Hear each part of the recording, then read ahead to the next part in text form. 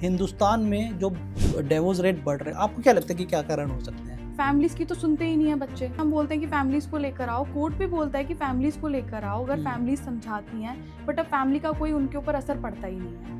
दूसरी चीज क्या है, सोशल और फाइनेंशियल जो इंडिपेंडेंसी मिली है उसका मिसयूज हो रहा है। पहले क्या होता था कि आप फाइनेंशियली इंडिपेंडेंट अगर थे तो आप उसको अपनी फैमिली के ही वेलफेयर में लगाते थे। अब उनको क्या लगता है कि अगर हम पे पैसा है तो हम उसको सिर्फ अपनी वेलफेयर पे लगाएं। मैं एक आर्टिकल पढ़ रहा था, एक्स्ट्रा मैरिटल अफेयर में इंडिया सेकंड नंबर पे है, लेकिन डिवोर्स रेट में अभी भी हमारी स्थिति बढ़िया है। तो उसको प्रूव करना बहुत मुश्किल होता है और उसको प्रूव करने के चक्कर में सालों साल कोर्ट में लग जाते हैं। तो इसीलिए जिन लोगों को ये पता है कि डाइवोर्स ऐसे आसान इजीली नहीं मिल पाएगा तो वो लोग केसेस फाइल ही नहीं करते। नमस्कार दोस्तों, मैं राहुल चंद्रवंशी एक बार फिर आपका स्वागत करता हूं विजनरी वॉइस बॉक्स के एक और धमाकेदार पॉडकास्ट में। और अब तक तो आपने थंबनेल पे देख ही लिया होगा कि आज हम बात करने वाले हैं मैट्रिमोनियल केसेस के बारे में, यानी कि भारत में जो डिवोर्स रेट बढ़ रहे हैं उनके क्या कारण हैं और उससे निवारण पाने के लिए हर व्यक्ति को क्या क्या कड़े कदम उठाने चाहिए। तो आइए इसके ऊपर डिस्कस करने के लिए जो हमारे गेस्ट हैं उनका स्वागत करते हैं, जिनका नाम है एडवोकेट तानी शर्मा। तानी शर्मा जी, आपका स्वागत है हमारे इस पॉडकास्ट में और आपका तहे दिल से धन्यवाद आपका कीमती समय निकालने के लिए। Thanks for having me. सबसे पहला क्वेश्चन ये है कि हिंदुस्तान में जो डिवोर्स रेट बढ़ रहा है उसके क्या कारण, आपको क्या लगता है कि क्या कारण हो सकते हैं? सर देखिए, अब लोगों की जो थिंकिंग है ना वो मैच नहीं करती, तो वहीं पर ही उनमें उनको लगता है कि अब डाइवोर्स ले लेते हैं।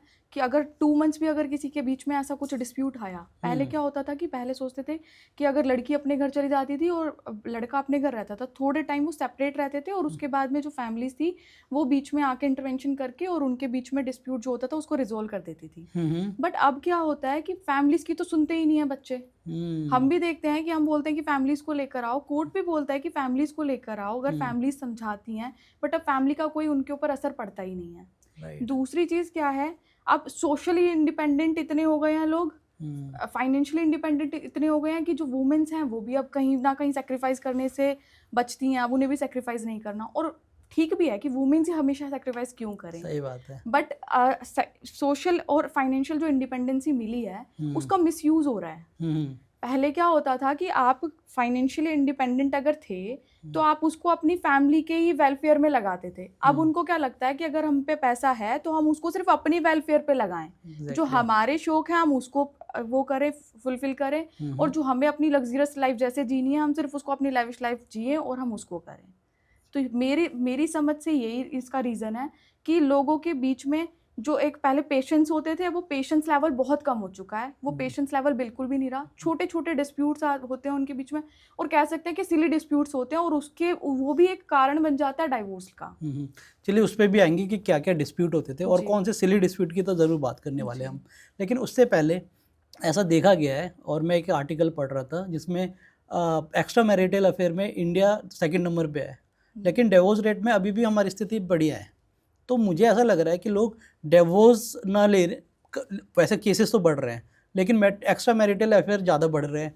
तो इसका क्या कारण है कि केसेस हमारे डिवोर्स रेट में हम वर्ल्ड में सही है, लेकिन एक्स्ट्रा मैरिटल अफेयर में हम हमेशा अब दूसरे नंबर पे आ गए हम।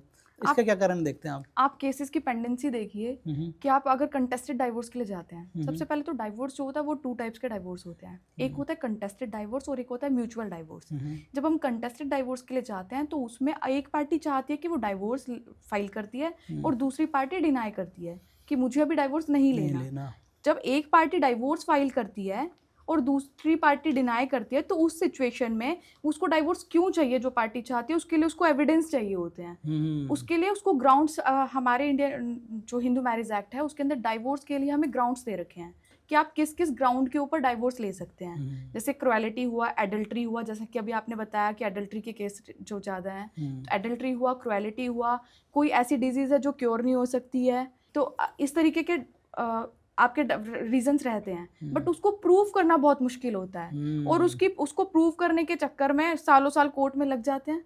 तो इसीलिए जिन लोगों को ये पता है कि डाइवोर्स ऐसे आसान इजीली नहीं मिल पाएगा तो वो लोग केसेस फाइल ही नहीं करते और वो अपना एक्स्ट्रा मैरिटल अफेयर उसको कंटिन्यू करते हैं। और दोनों ही, जो हस्बैंड भी और वाइफ भी, सिर्फ यहाँ पे नहीं कह सकते सिर्फ एक पर्सन है। ऐसे केसेस में हमने ये भी देखा है कि दोनों ही डाइवोर्स के लिए नहीं आए हैं अभी, बट वो दोनों ही अपना एक्स्ट्रा मैरिटल अफेयर चला रहे हैं और वो रह रहे हैं, उनको किसी से कोई फर्क ही नहीं पड़ता, उनको लॉ रेगुलेशन से कुछ फर्क ही नहीं पड़ता, क्योंकि दोनों ही नहीं चाहते हैं तो वो कभी कोर्ट की तरफ आते ही नहीं है।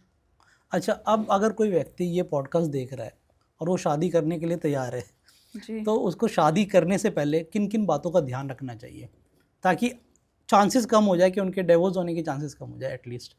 देखिए सबसे पहले तो जो भी, अगर चाहे दोनों ही कपल के बारे में बात करेंगे हम, अगर बॉय है चाहे गर्ल है, दोनों ही अपना जो भी कुछ उन्होंने बताया है पहले अपनी फैमिली बैकग्राउंड के बारे में, मेरा कहना यह है कि पहले उसको आप मतलब वेरीफाई करें कि क्या वो सच में जो भी कुछ बताया है वो सच है भी या नहीं है। सपोज करें कि उसने बताया कि हमारा यहाँ पे घर है, यहाँ पे हमारी प्रॉपर्टी है, हम यहाँ रहते हैं, या मेरी फैमिली में ये मेंबर्स हैं, तो आप उसको एक बार इतना तो जानें कि आप उसके घर जाएं, 2-4 बार आप उसको देखें कि वहाँ पे घर है भी नहीं है, उनका जो फैमिली बैकग्राउंड है वो किस टाइप का है। उसने अगर कोई क्वालिफिकेशन बताई है तो आप उससे बात कर सकते हैं कि आप कहाँ पे, कौन से कॉलेज से आपने स्टडी किया है, आपके फ्रेंड सर्कल के साथ आपकी फ़ोटोज़, आपके कॉलेज में कोई फ़ोटो, इस तरीके। क्योंकि हमने ये भी देखा है कि लोग आजकल एजुकेशन को लेकर भी झूठ बोल रहे हैं।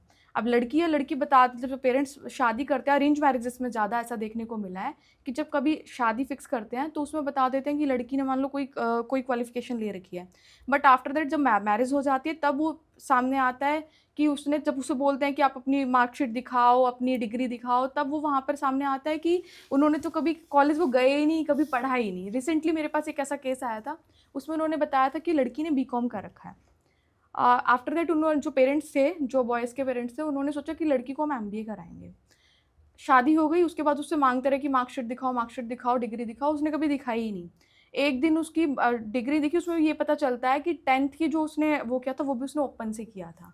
तो इतना बड़ा झूठ एक मैरिज में सामने निकल कर आता है, तो ये कहीं ना कहीं फैमिली के लिए भी धक्का लगता है बहुत बड़ा, और जो लड़का होता है उसके लिए भी, और जो लड़की होती है उसके लिए भी। तो पहले तो मैं यही कहेंगे कि फैमिली बैकग्राउंड चेक करें, वेरिफिकेशन करें कि वो जॉब कर रहे हैं, कि वो ठीक भी है, कर रहे हैं या नहीं कर रहे हैं। आप उनका जो भी ऑफिस एड्रेस है उसको वेरीफाई करें। तीसरी चीज़, आप शादी में जल्दी ना करें। जैसे कुछ लोग ऐसे बोलते हैं कि शादी आज की डेट में फिक्स करी, इसी महीने में करनी है, अभी करनी है। अगर अरेंज मैरिज है तब तो खास तौर से आप थोड़ा सा टाइम लें, एक दूसरे को जाने समझें और उसके बाद शादी करें, क्योंकि वरना फिर एट लास्ट आपको कोर्ट में ही आना पड़ेगा। राइट। और इतने कितनी भी प्रिकॉशन ले ले, अगर डिवोर्स होना है तो फिर वो डिवोर्स होना ही होना है। है। तो दोस्तों, ये थी तानी शर्मा। आप में से कोई भी ऐसा व्यक्ति है जो किसी ऐसी परिस्थिति से गुजर रहा है, पहले तो मैं ये चाहता हूँ कि जीवन में किसी का कभी भी डिवोर्स ना हो, लेकिन फिर भी कोई ऐसी परिस्थिति आपके साथ आ जाती है जिसमें आपको डिवोर्स लेना पड़ता है, तो मैं चाहता हूँ कि किसी एक्सपर्ट की सलाह ज़रूर लें। और अगर आप में से कोई भी ऐसा व्यक्ति है जो एडवोकेट तानी शर्मा जी के साथ कांटेक्ट करना चाहता है, तो मैं इनकी डिटेल्स डिस्क्रिप्शन में ज़रूर से ज़रूर मेंशन करूँगा। आप ज़रूर से ज़रूर इनसे कानूनी सलाह ज़रूर लें, और आशा और उम्मीद करता हूँ कि आपकी शादी लंबी चले। और इसी तरीके के मज़ेदार पॉडकास्ट देखने के लिए हमारे चैनल को ज़रूर से ज़रूर सब्सक्राइब करें। अगर आपको लगता है कि नेक्स्ट टॉपिक हम किस मुद्दे पे बनाएं, तो आप ज़रूर से ज़रूर कमेंट बॉक्स में उसके बारे में मेंशन करें। तब तक के लिए tata bye bye, take care.